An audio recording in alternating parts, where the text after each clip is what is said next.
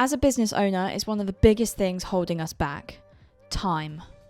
We need more of it, ideally, and a lot of the time it's the reason why we can't achieve our goals on wholesale, because it is a very time-consuming channel. There are a few different areas that I will cover off in this video that will help you grow your wholesale channel even though you don't feel like you've got enough time. Choosing the correct revenue levers to pull, prioritising those revenue levers, how to then focus on the task at hand, and then outsourcing the right tasks at the right times. I wanted to open up the conversation around this because sometimes it's not about knowing what to do or how to do it, but it's giving yourself enough time to do it. This video is for people who are actively looking to grow their business. The way we approach things here at Bearkind is we are investing in growing the business right now. We are making decisions such as hiring, outsourcing, reinvesting the profits because we are looking to grow the business sustainably. That's not always the case. You might just want to get the business into a position where you're getting sustainable revenue from it. You can draw an income from it and run the whole thing by yourself. Also fine. You'll take value from this video, but just be aware that we have slightly different goals. So how have we managed to give ourselves more time at Bearkind? The first big one is we have chosen the correct revenue levers to pull. Well, what does this mean? So when we talk about revenue levers, we're wanting to make sure that we are pulling the correct lever. This means that we are focusing our efforts in the right place that will generate the most amount of revenue for us. Because if you are not, you need to pivot and pivot fast. It's easy to keep your head down and keep striving, keep going, keep working on something every day. But when you come up for air, you realize that you've been going in the completely wrong direction the whole time. A great exercise for this one is forming a 2x2 matrix with one side is short-term and long-term, and along the top is revenue and cost. The idea being that you will have both short-term and long-term levers that you need to pull. Both are really important. You need cash now to keep the business alive, but you also need to consider the future strategy of the business. And then of course there are revenue levers and there are cost levers. So let me give you some examples. A short-term cost lever could be to reduce the budget in a certain area or to pull the plug on a project that isn't growing your business. A long-term cost lever is something like negotiating harder with your suppliers to reduce price, reduce MOQ, maybe you change suppliers entirely, but that is something that is in the longer term strategy of the business. Short-term lever could be you put a sale on your wholesale channel to shift some of your older stock out of the door. But a longer term revenue lever could be enter a new market or bring out a new product range.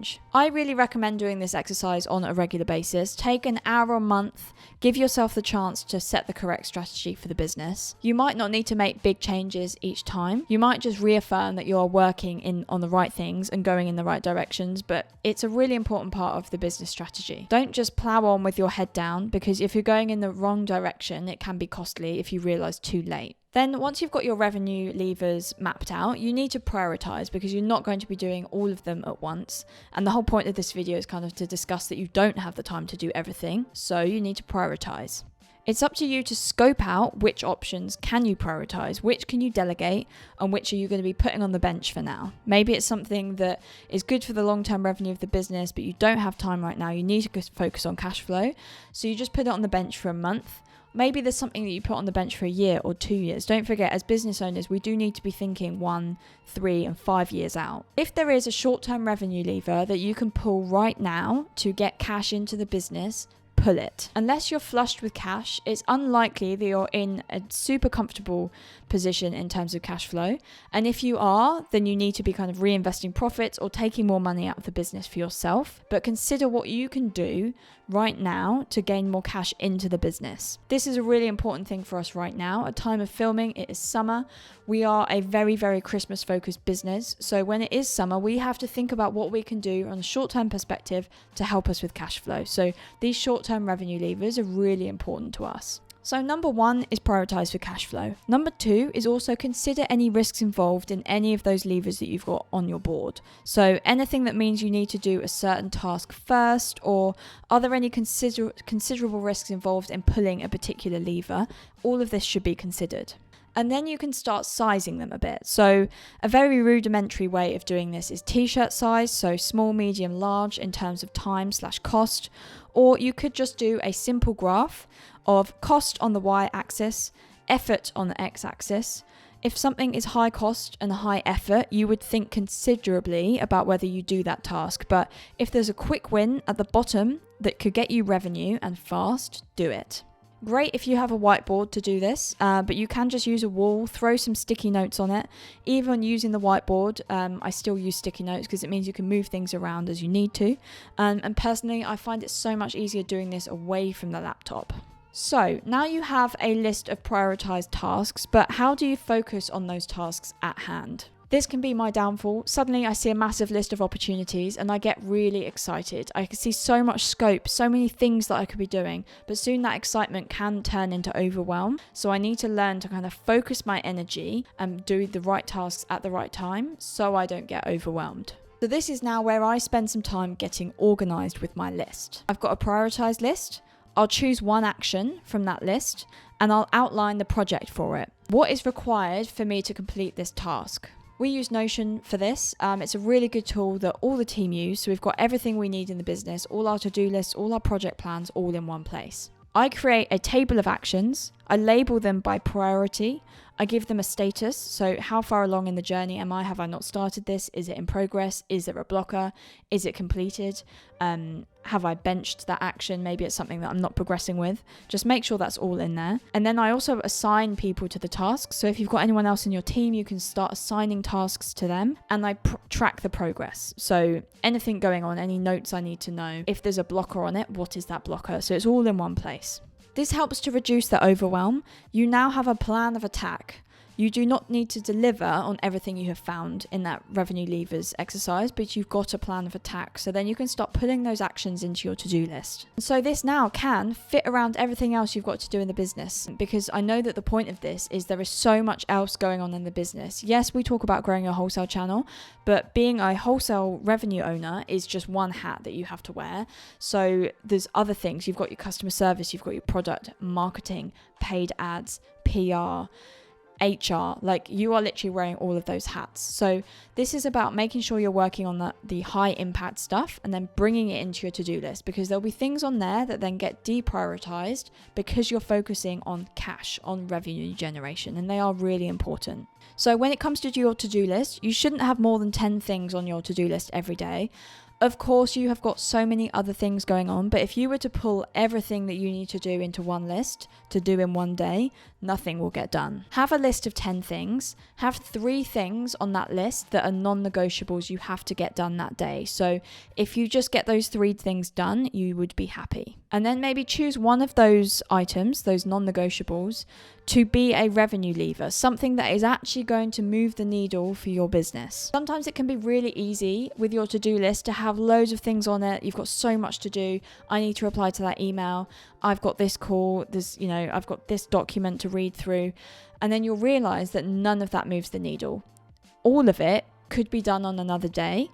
Also, all of it could be not done at all. And I think this is a big thing with business owners, is we feel like we have so many people pulling for our attention, so many emails to reply to, and I'm terrible for this.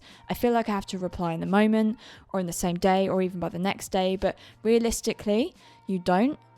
It's about focusing on the most urgent things, and sometimes pulling those revenue levers are the most important things you should be doing as a business owner. So it's not about dropping everything else in the business to focus purely on wholesale. It's about doing this task to work out where are your big revenue levers and then focusing on them. Another thing I wanted to cover off is outsourcing. I have a team that help me with wholesale. We have hired specifically because we want to grow this area of the business. We realize how important it is to us. We realize that it is a massive revenue lever we could be pulling, both short term and long term. But there are a few different ways that you could outsource. So I'm just going to go through a few of these options now. We have done some of them and others we haven't, but just opening up the discussion about some options. So hiring interns. I've used paid for schemes before that allow me to hire an intern.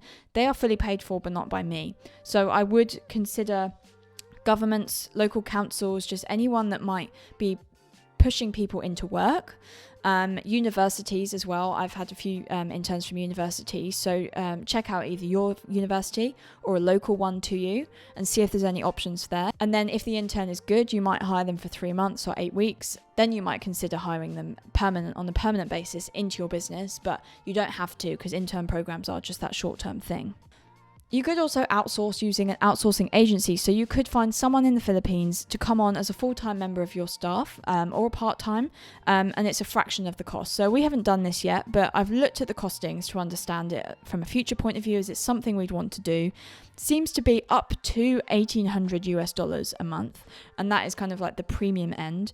You're also getting someone much more experienced for that cost compared to if you were to hire locally. Also, the benefit of using those agencies is they do the hiring for you. You still obviously have a say, but they have candidates they can pull to you. They do all the kind of HR around it, the kind of performance management, making sure they're set up locally, ready to go. So there's definite benefits of using someone in that way, using an agency. Consider whether hiring a permanent member of staff is right for you. So this doesn't have to be in the wholesale space. Most of the time, a business of our size is looking for a generalist.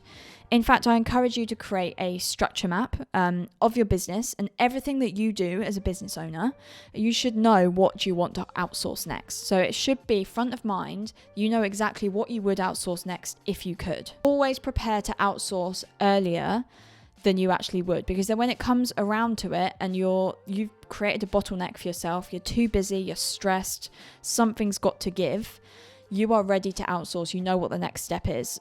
So yes, you want to be kind of prepared to outsource earlier than you actually need it. But so that's why I encourage you to have a look at these options now. That is why I've started looking at outsourcing agencies to understand, is it an option for us? If it is, I want the agency lined up, ready to go when we need to pull that trigger. So I've got a couple of agencies that I know I would work with. Whether we actually will, I'm not sure yet, but the option is there and I'm ready for it. There is so much more that I could cover off on this topic. I mean, I learn so much on how to be a productive business owner every day. The more I learn, the more I read, the more podcasts I listen to. Feels like it's an ever evolving topic on like how to be your most productive self. And obviously it really depends on who you are as a person. You're going to have your own kind of productivity hacks. This is what we do as a business. These are things that have worked for us, and that's why I wanted to share it with you today. Take or leave whatever you want from this video. But I encourage you to have a think about how you be your most productive self and how you be kinder to yourself, and make sure you're working on the right things, because you cannot do everything under the sun. So prioritize the things that you should be doing.